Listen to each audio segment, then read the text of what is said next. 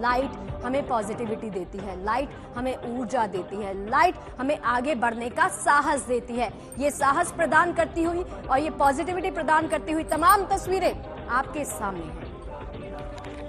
तो रामनगरी अयोध्या में दिवाली की देखिए किस प्रकार से रौनक है, किस प्रकार से आसमान जगमग हो चला है। ये बेहद सुंदर तस्वीरें।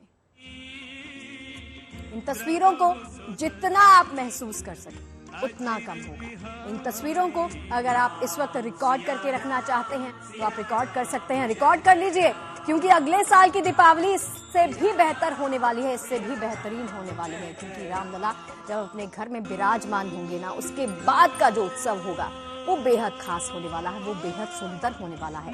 कैमरा 1, कैमरा 2, कैमरा 3, कैमरा 4, 4 तस्वीरें आपके सामने इस बात को बयां करती हुई कि अयोध्या नगरी से बेहतरीन नजारा, अयोध्या नगरी की विहंगम दृश्य, इससे बेहतरीन दृश्य शायद ही आपको कहीं और दिखाई देगा तो सिर्फ और सिर्फ गुड न्यूज टुडे की स्क्रीन पर दिखाई देगा। 4 अद्भुत तस्वीरें देखिए।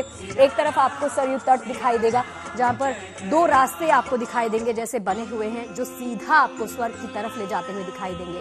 यहाँ पर सरयू घाट को जिस तरह से सजाया गया है, दियों की रोशनी से इसको जगमगा दिया गया है, और ये मेहनत है उन तमाम लोगों की, उन तमाम छात्रों की जो यहाँ पर पहुंचे, जिन्होंने 3 से 4 दिनों तक। और राज मिश्रा जी मेरे साथ आ गए हैं। आचार्य जी, आप इन्हीं तस्वीरों को बयां करना चाहेंगे, क्या कहेंगे? मैं अगर इन तस्वीरों को देखूं तो मैं सबसे पहले तो सुकुन जी एक बात कहना चाहता हूं। मैं हमेशा कि मैं अयोध्या से हूं और मैंने इस जीवन को जिया है। यस, अगर मैं श्री रामचरितमानस में जब भगवान राम का सबसे पहली बार आगमन होता है, गोस्वामी तुलसीदास जी ने बहुत सुंदर शब्दों में वो वर्णन किया है कि अवधपुरी प्रभु आवत जानी। अयोध्या ने जब सुना कि भगवान राम आ रहे, अयोध्या को कोई सजाता नहीं है, अवध स्वयं सजती है। गोस्वामी जी कहते हैं कि अवधपुरी प्रभु आवत जानी और भई सकल शोभा कै खानी। अवध ने स्वयं को तैयार किया। आप विचार कीजिए कि किसी प्लेस को आप चाहे जितना सुंदर सजाने का प्रयास करें, लेकिन वो दृश्य इस प्रकार का नहीं हो सकता है। ये साधारण मानव ने नहीं सजाया है,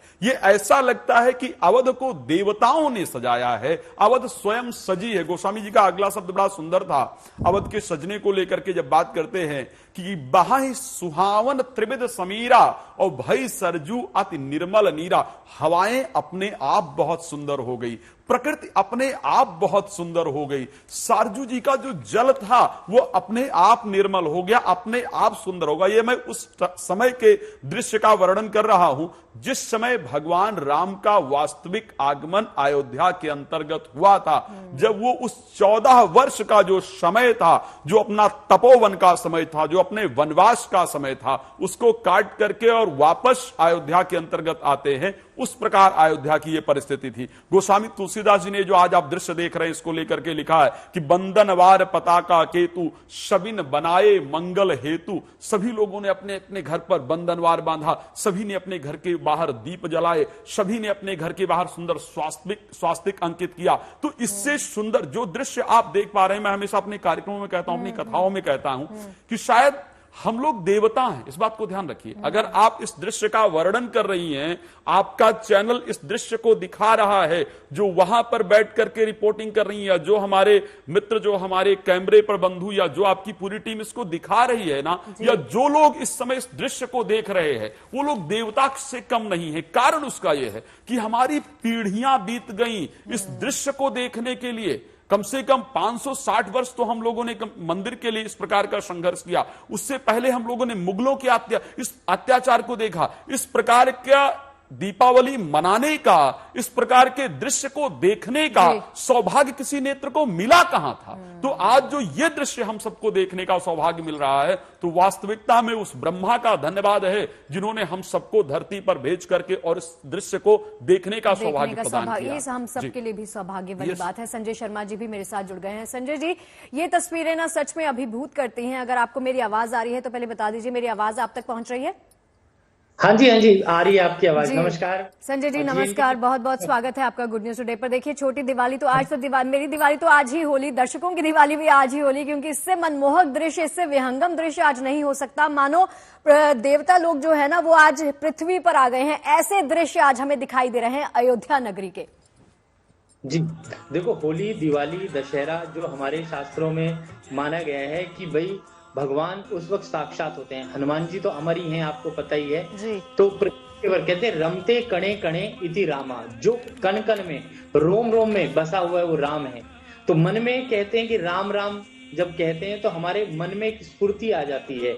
तो आज का जो रोमांचकारी दृश्य आपने दिखाया बड़ा ही सुंदर है, और कहते हैं कि भगवान राम का जो जन्म भी हुआ है वो कलयुग में उद्धार के लिए हुआ। और आज जो है आप देखें कि आज चतुर्दशी है, और आज भगवान कृष्ण ने जो है नरकासुर का वध भी किया था। और इतना अच्छा दिन है जिस दिवस पर आप ये प्रोग्राम कर रहे हैं, और इतना भव्य प्रोग्राम हो रहा है, दीपों की लड़ियां लगी हुई हैं और इतने दीपक जलाए जा रहे हैं, भव्य समारोह हो रहा है।